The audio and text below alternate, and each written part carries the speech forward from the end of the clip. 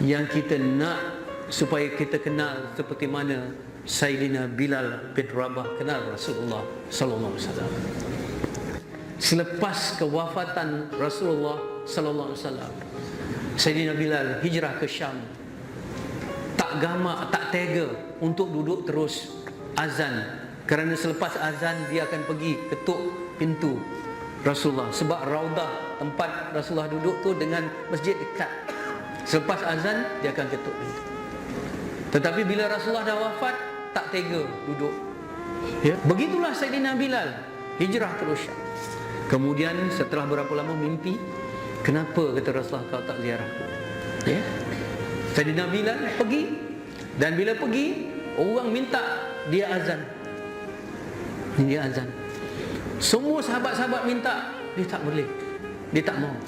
Tetapi apabila orang tahu kelemahan dia itu, disuruh Sayyidina Hasan dan Husain yang masih kecil, yang mana itu cucunda kesayangan Rasulullah, minta sendiri, Sayyidina Bilal tak boleh nak kata apa-apa, sebab dia sangat sayang kepada cucunda Rasulullah sallallahu alaihi wasallam ini. Inilah permintaan Sayyidina Bilal pun azan, tetapi bila kita asyhadu anna Muhammad Rasulullah, menangis, tak dapat habiskan.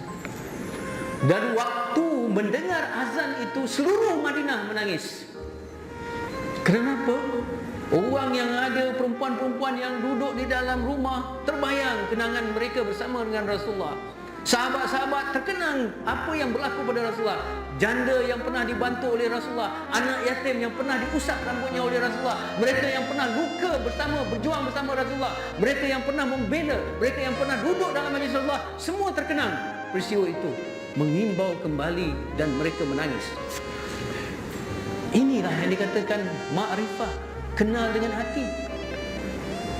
Sebab itu kita nak kena belajar sejarah dan cuba bawa sejarah tu dalam kehidupan kita. Itu yang dikata laukana bainana.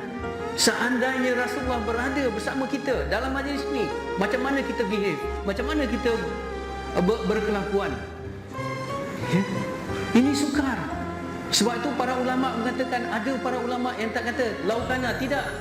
Memang Rasulullah bersama dengan kita dalam solat, dalam kalimah dalam duduk tahiyat akhir, kita bacaan tasyahud, assalamu alayka, bukan assalamu alaihi. Assalamu alayka tu adalah kalimah yang menunjukkan orang yang kita beri salam tu berada di depan mata kita. Ini.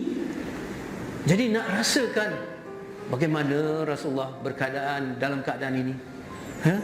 Ya, ketika kita sempit, terhimpit dalam kehidupan, rumah kita tengok perbelanjaan dah kurang, terbayang kepada Rasulullah.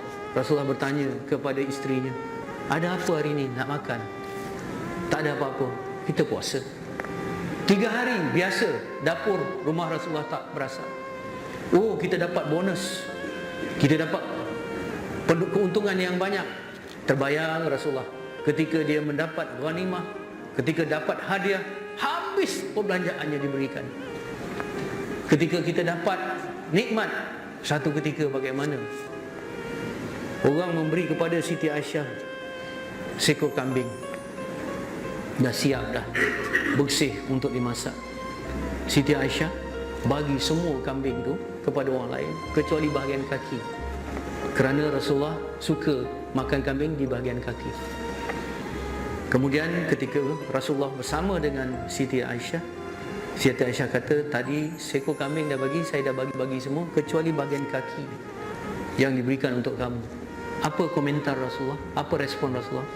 Aisyah, seluruh kambing yang kamu berikan menjadi milik kita, kecuali kaki ini tidak menjadi milik kita. Ini Rasulullah. Harta yang menjadi milik kita, harta yang kita belanjakan ke jalan Allah. Selain daripada itu, kita tukang simpan, tak lebih. Ya, kalau orang tu kedekut, dia simpan duit di bank, adalah 80,000, adalah 100,000, tak guna-guna apa-apa.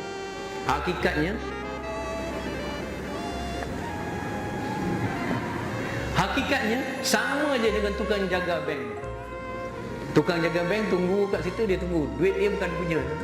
Yang kita simpan 100,000 tu macam tu juga, kalau kita mati tak ada apa-apa.